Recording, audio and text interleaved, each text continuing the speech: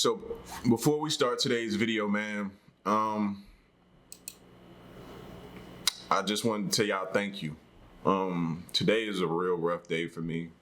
I wasn't gonna record, but I realized this is therapeutic for me. And while Queen's away busy right now and the boys are doing their thing with school and everything, I definitely needed to come down and kick it with y'all. Today is my mom's birthday. As some of you all know who's been rocking with me for a minute, I lost her last year in 2020. It's been over a year now, so definitely her birthdays and certain times of the year, certain times of the day is still tough for me. You can tell by how I sound right now. It's tough to even speak about, but be that as it may, I definitely, thought about it, and I was like, nah, man, this will be very, very therapeutic for me to come kick it with y'all. So I like to start this off by saying, rest in peace, Mom. I love you. I miss you, and I owe you so much, and I wish you were here. Just to be able, I wish I could pick up the phone and call you. So thank y'all for being there for me. And I get a lot of y'all stories. Y'all tell me a lot of ways that the videos help y'all out, but it's reciprocated. Y'all do the same for me. And today is one of those days. You know what I'm saying? Today is definitely one of those days. Typical man stuff. I got up this morning, tried to be strong, tell myself, you're going to be good. And then I open up social media and one of my relatives had put up a picture of her and emotions just went at that point. You know what I mean? So, but thank y'all. Nevertheless, man, thank y'all. So today's video, man, we're going to get into is 5 cold cases solved in 2021 after decades. All right. If you're new to the channel, hit the subscribe button. Join the fam and let's check it out. Hi everyone. In this video, we're going to check 5 decades-old cold cases that were solved in 2021. Welcome to Mysterious 5. The first case on our list is the case of Annette Schnee and Bobby Joe Oberholzer. In 1982, in Breckenridge, Colorado, 2 lifeless bodies of 2 different women were discovered. The crime scenes were miles from one another, and the bodies were found 6 months apart. And yet, police believed that both women were killed on the same night, by the same man. The only thing connecting them? Orange socks. On January 6, 1982, Bobby Joe Oberholzer, 29 years old, left home at 7:15 a.m. Her day had begun as usual and she hitchhiked to work. Jeff Oberholzer was Bobby's husband. Wait, what? Her day began as usual and she hitchhiked to work. So on a regular is what I'm getting from that. She on a daily hitchhike to work? Like, to me, that just screams like a recipe for disaster. At some point in time, you're going to get in the car with somebody, and I hope that's not what they meant. I'm hoping just that day she hitchhiked. But if that was her normal routine, that's like gambling at the casino. Eventually, if you keep going, you're going to lose. He ran an appliance repair business. Jeff Oberholzer was Bobby's husband. He ran an appliance repair business, and she worked as a receptionist. They had been married for about 4.5 years at the time of Bobby's death, and they lived in Alma, 14 miles away from where her body was eventually found. At 6:20 p.m, Jeff got a call from Bobby saying she was having drinks with friends after work. He asked her if she wanted him to pick her up, but she told him that she would get a ride home. Jeff made dinner and waited for Bobby to come home. At some point, he fell asleep. He woke up around midnight and discovered that his wife hadn't returned. Jeff drove into Breckenridge to look for Bobby, and her friends told him she left the bar around 7:30 p.m. They assumed she'd gotten a ride home. When Jeff reported to police that Bobby was missing, they told him it was too early to file a report. Finally, he drove back home to wait for his wife. The next morning, a farmer who lived 30 miles outside Breckenridge found Bobby's driver's license on his property. When Jeff and two friends were on their way to pick it up, they made a disturbing discovery. Something blue in a snow-covered field. It was Bobby's backpack, the one she always had with her. Next to the backpack was one of Bobby's gloves, spattered with blood and several bloody tissues. Jeff's friends helped him organize a search. 2 hours later, they found Bobby's lifeless body, more than 15 miles from where her backpack was discovered. She'd been shot twice. Her house keys were found at the scene. At the crime scene, police found 3 intriguing clues. And what's crazy about that is he called her and asked her, did she need a ride? So you know that's gonna like echo in the back of his mind for the rest of his life. The only footprints near the body were from Bobby. A plastic cord was tied around one of her wrists, and a single orange sock was found nearby. The same day Bobby Joe's body was found, another woman, Annette Schnee, 21 years old, was reported missing. Annette was a cocktail waitress in Frisco, Colorado, and like Bobby, often hitchhiked to and from work. Because of the similarities, both cases were immediately connected by the police. Investigators questioned Jeff about Annette. At first, he denied knowing her. However, after seeing her picture on the news, he recalled meeting her once. Jeff claimed he had once picked up Annette when she was hitchhiking, and he had given her his business card, but he had never seen or heard from her since that day. He also denied any involvement in her disappearance or Bobby's death. On July 3rd, 1982, 6 months after her disappearance and 13 miles away from where Bobby Joe's body had been found, Annette's body was discovered. Police were shocked with the discovery that she was wearing the match for the orange sock. Jeff's business card was found inside her wallet. The prime suspect immediately became Jeff Oberholzer. Authorities tried to put together a scenario for what might have happened on the night of January 6th. Annette Schnee was last seen in Breckenridge at around 4 p.m. in deep conversation with an unidentified dark-haired woman.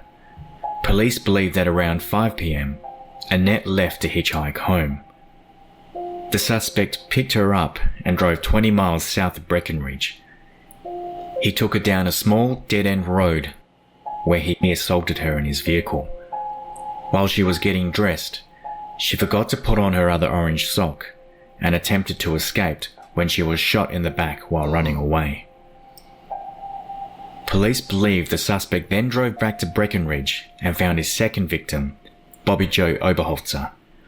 He drove Bobby 10 miles south of Breckenridge to a scenic overlook where he attempted to assault her. Bobby managed to escape from the vehicle where the orange sock then fell out. The suspect then chased her down the road and shot her twice as she turned away.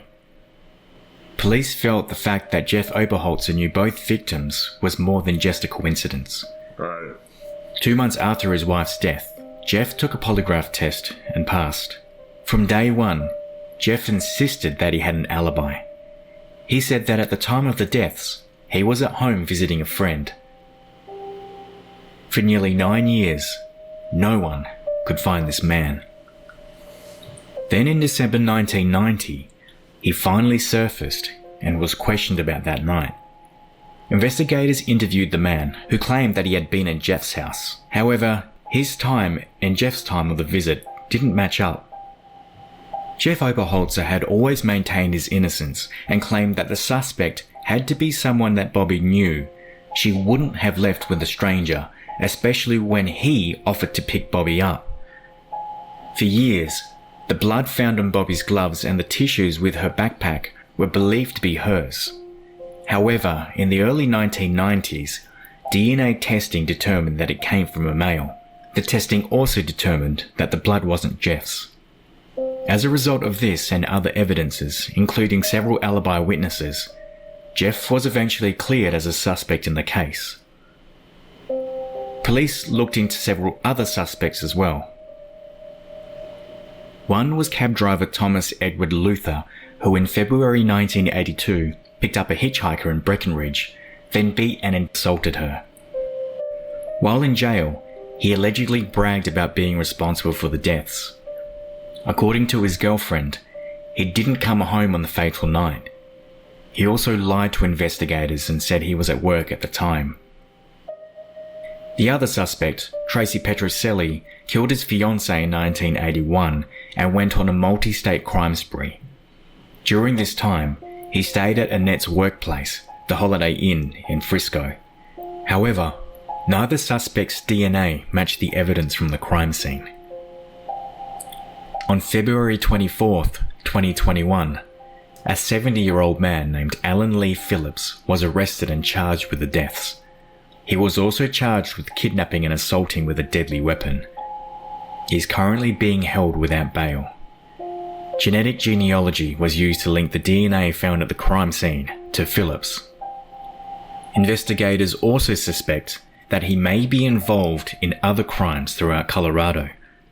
Sadly, Bobby's brother, Kelly, and father Thomas have passed away before finding out who was responsible for taking her life. Wow. Next on the list is the case of Gail Barrus. On October 9th, 1988, Gail Barrus was spotted leaving a coffee shop in the early hours of the morning, accompanied by a man. This was the last time Barrus was ever seen alive. She was a 30-year-old single mother of 3 from Michigan.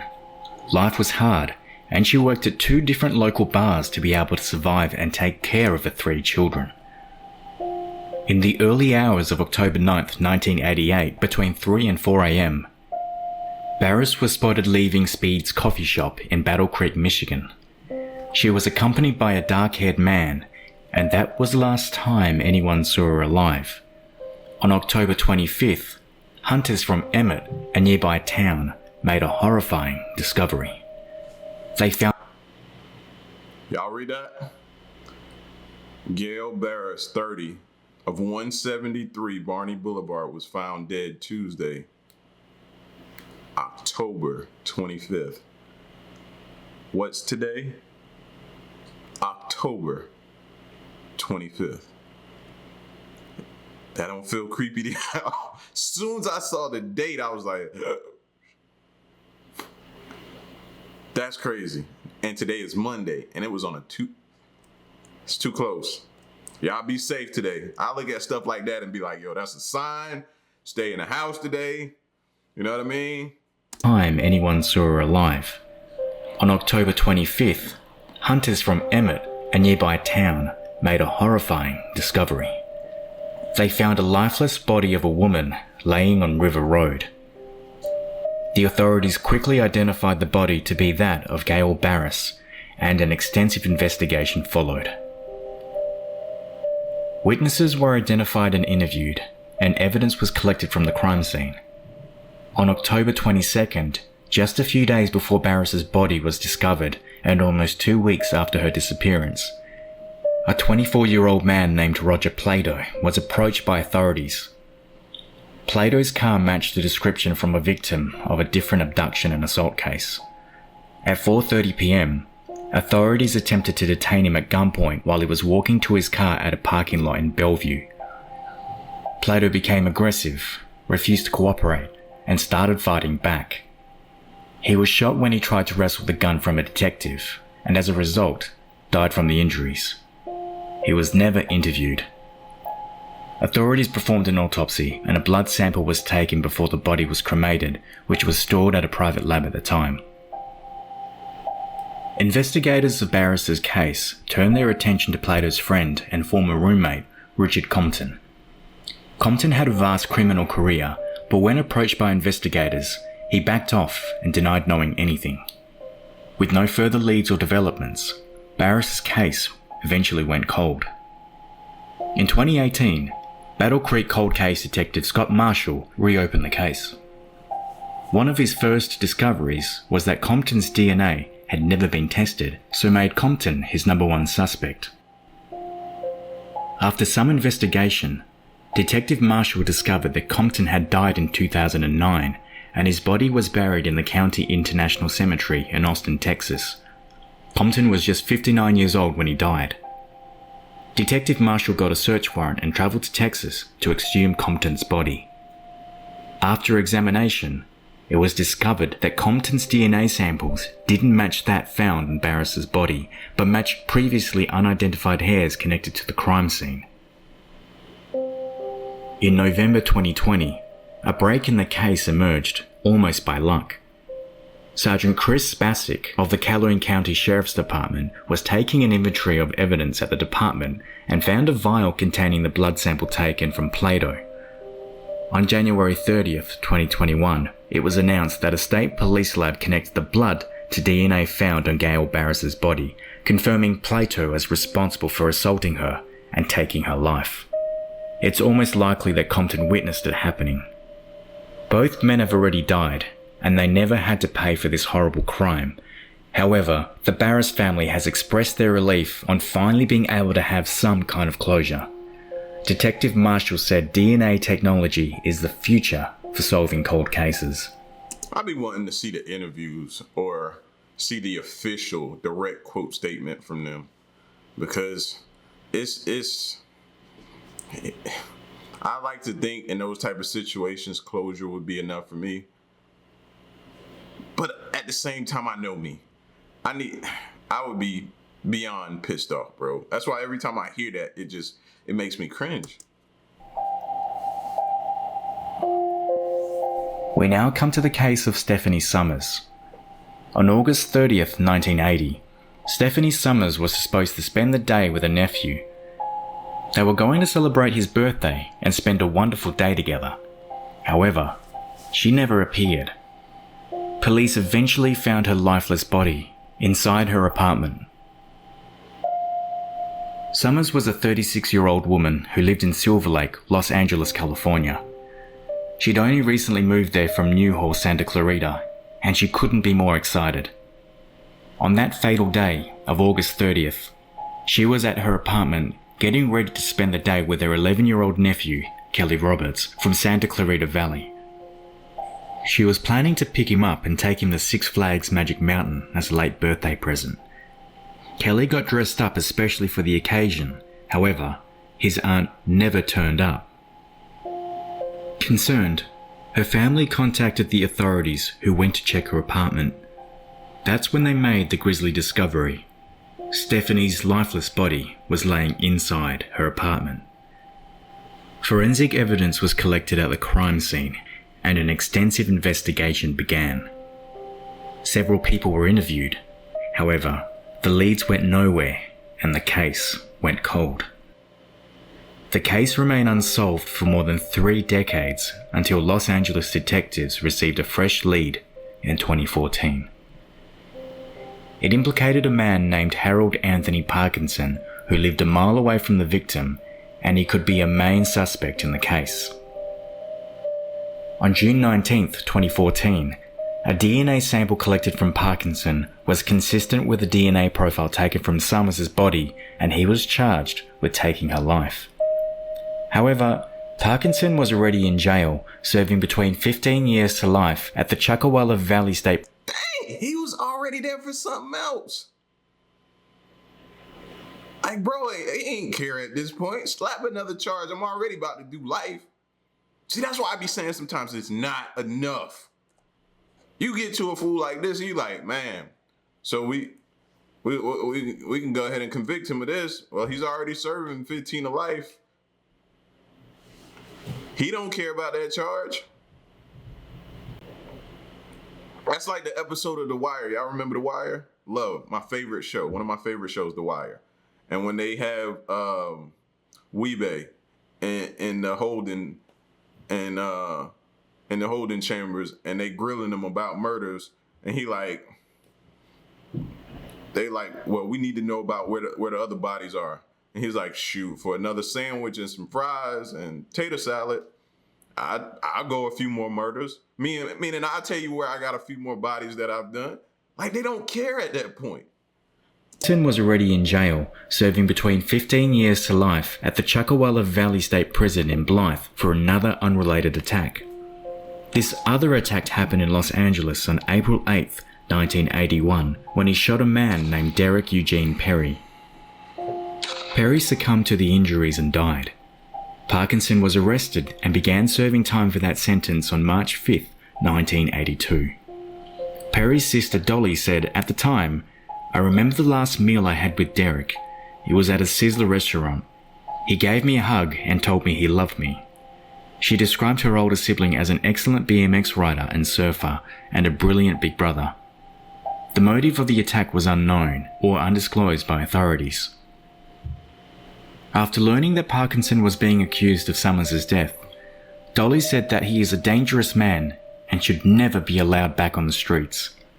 In court, Parkinson's lawyer argued that his client hadn't assaulted Sommers and claimed that the two were romantically involved and they slept together a few days before she was attacked. Prosecutors, however, said Sommers, after a brief marriage to a man, had told friends that she was only attracted to women. Los Angeles court judge Kathleen Kennedy described Sommers' case as a very degrading, horrible, and violent crime. Judge Kennedy believed there was proof beyond a reasonable doubt that Parkinson was responsible for this. On February 4, 2021, Harold Anthony Parkinson, who is now 61 years old, was sentenced to life in prison without the possibility of parole. Still not enough. Our next case is the case of Silvia May Quayle. On August 4, 1981, William Quayle went to visit his daughter in Cherry Hills Village near Denver, Colorado. She lived just 150 feet from his home. What he discovered was something no parent should ever have to witness. According to her friends, 34-year-old Silvia May Quayle was ambitious, vibrant, friendly, and lit up the room when she walked in. She loved history and worked as a secretary at an architectural firm. An excellent cook, she also opened up her own business specializing in wedding cakes. Quayle had a lot of friends and was an avid artist. She loved to create pottery, many of which her sister still has in her home 3 decades later. She was extremely close to her family, especially her parents, who lived just 150 feet away from her home and had coffee with them every morning. Until that morning. Just before 8 a.m. on August 4, 1981, officers were dispatched to Silvia's house after her father found her lifeless body and called 911.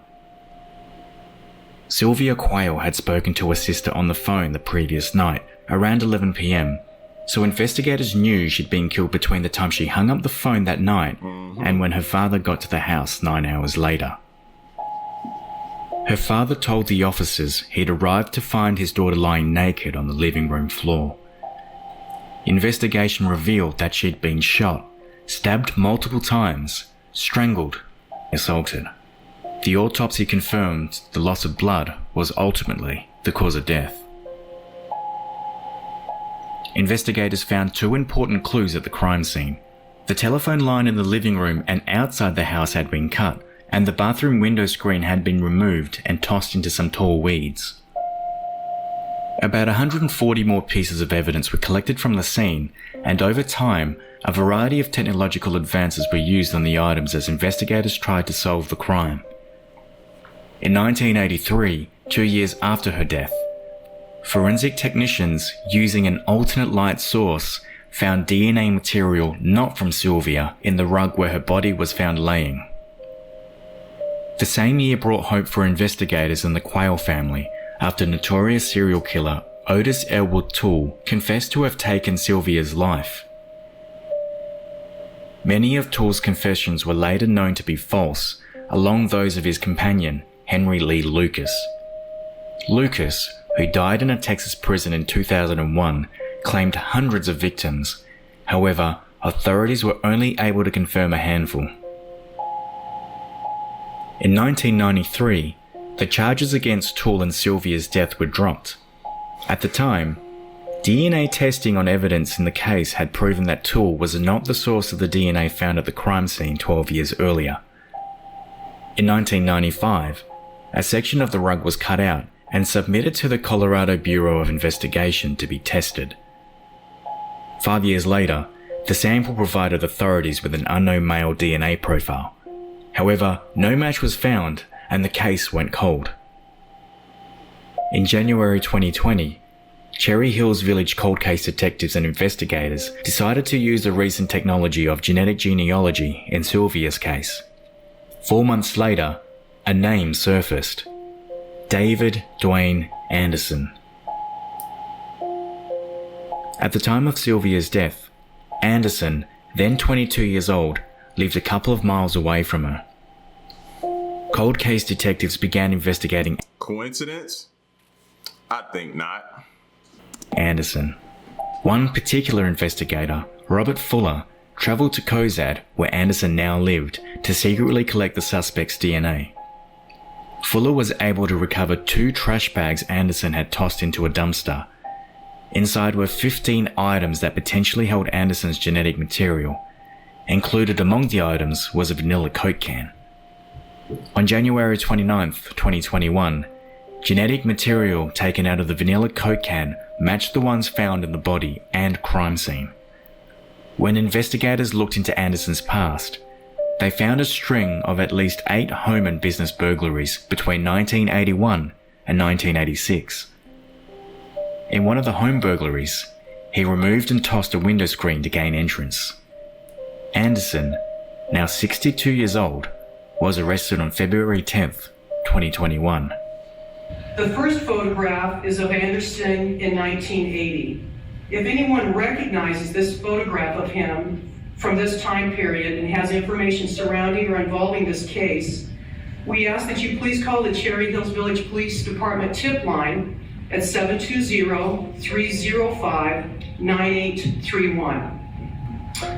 William and Mary Quayle didn't live to see their daughter's killer charged.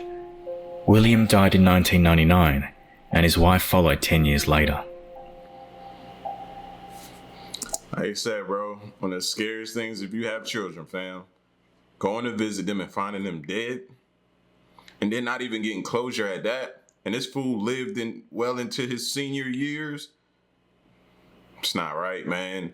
It's not right. And you start looking at things and questioning things at that point. Like, you know what I'm saying? Why does he get to live scot-free and we no longer have our daughter here? You know, I can only imagine how their life was after that. Our final case is the case of Bonnie Baker. On the night of June 30th, 1998, Baker was celebrating her recent promotion with some friends. Her boyfriend at the time showed up unexpectedly to the party. After a few tense moments, they both left, and that was the last time she was ever seen alive. Bonnie Baker was a 47-year-old woman from Denver, Colorado, where she shared an apartment with a boyfriend, Crespin Nene Perez. The couple had met at the Fort restaurant in Morrison, where they both worked. Baker was the perfect employee, never calling in sick, and always showing up on time. The same couldn't be said about Perez, who had been fired a month earlier for missing work. Baker decided to celebrate her recent promotion with her friends at one of their places in Golden. They planned to spend the night partying. The night quickly turned for the worse after Baker's boyfriend unexpectedly showed up to the friend's place. Perez arrived at the party and almost immediately started to make a scene. He was jealous seeing his girlfriend drinking and dancing with her friends in the living room. Several witnesses at the party later said that Perez looked as if he had taken illicit substances. His eyes were red and glazed, and he was very aggressive. I knew it had to be something, because I'm sitting here like, okay, my wife's having a good time. Ultimately, who's going to be the benefit from that? Or my girlfriend. Who's going to be the benefit? Me. Why are you upset? It had to be more than that. So I was waiting on that. That didn't make any sense. His eyes were red and glazed, and he was very aggressive. He also continuously eyed everyone off at the party, attempting to instigate a fight with anyone who stared back. Baker's last known words to a friend were, "It would be better if I just go now, or it will be worse." The pair left the party early when the situation became heated. At around 8 p.m. that night, authorities received a phone call from an unidentified woman. She reported that a man had taken a woman's life in an apartment on West Louisiana Avenue. She also claimed that the man was about to drive to Mexico in a red vehicle with Colorado license plates, and the woman's body was in the trunk, which he was planning to dump somewhere along the way.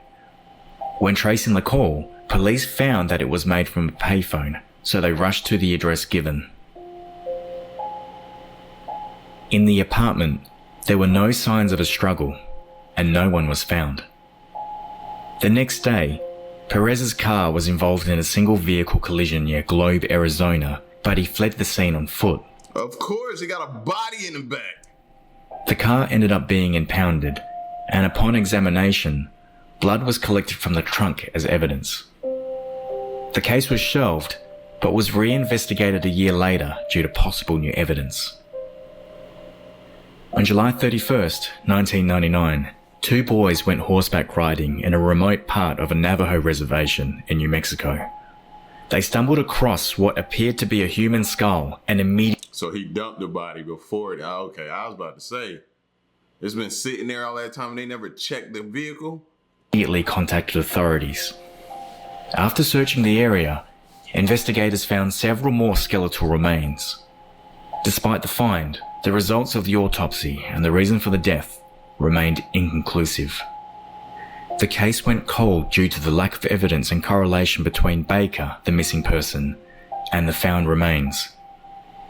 In October of 2012, cold case detective Kenneth Klaus from Denver was assigned Baker's case and immediately called an FBI agent in New Mexico to discuss her disappearance. DNA samples from the remains found on the Navajo reservation were sent to Denver's crime lab for forensic testing. They matched samples collected from Bonnie Baker. On April 4th, 2013, the unknown female caller came forward admitting that she was the one who called 911 the night of Baker's disappearance. She also claimed that she cleaned out the couple's apartment after their disappearance and before the authorities arrived, where broken plates and glass covered the floor and the kitchen table was overturned. The unidentified woman also gave a full description of the red vehicle, which was later determined to be a Geo Prism, as well as its license plate number. And according to the woman, Perez told her that night, "I know that you don't like Bonnie. Something bad happened to us. You'll never have to see Bonnie again because I'm going to make her disappear." This woman's relationship with the couple was not yet revealed by the authorities. Another witness also identified Perez as the driver of the red Geo from a photo lineup. After further rounds of witness interviews and forensic DNA testing, the gathered evidence concluded that there was enough ground to arrest Crespin Nene Perez. A warrant was issued for Perez's arrest, but the arrest couldn't be made as he was now living in Mexico. His extradition to the United States didn't happen until 2020. Prosecutors theorized that Baker's body was likely left in a shallow grave within a day of the disappearance. On January 27, 2021, a preliminary reading in the case was held in Denver court, and Perez faces charges for abducting and taking Baker's life. If you found... Yo, for most of these cases, bro, you'd be like, because normally you want to be like, you want to close out and be like, man, y'all be safe out there, be careful. But a lot of these they didn't see coming, you know? They didn't. Other than the one in the beginning where the hitchhiking lady, like, let's stop doing that. Can we stop that? You know what I'm saying? Can we just stop? And I know that's easier to say, you know, people really need to be getting from one place to another, but like I said, like I used the gambling analogy, bro, eventually you're gonna lose. I just don't see it any other way. Eventually you're gonna hop in a vehicle with somebody who has devilish intentions, and it's nothing you're gonna be able to do about it. You know what I mean? So, but yeah, man, cases that were solved, for some, unfortunately, the families died before they could get closure. But these are crazy, man. It's crazy. Shout outs to the police for not giving up on these. Y'all get at me in the comment section. Let me know what you think, how you felt. And once again, like I started off the video, man, I appreciate y'all for kicking it with me and helping me make it through this day. It's your boy L. I'm gone. Peace.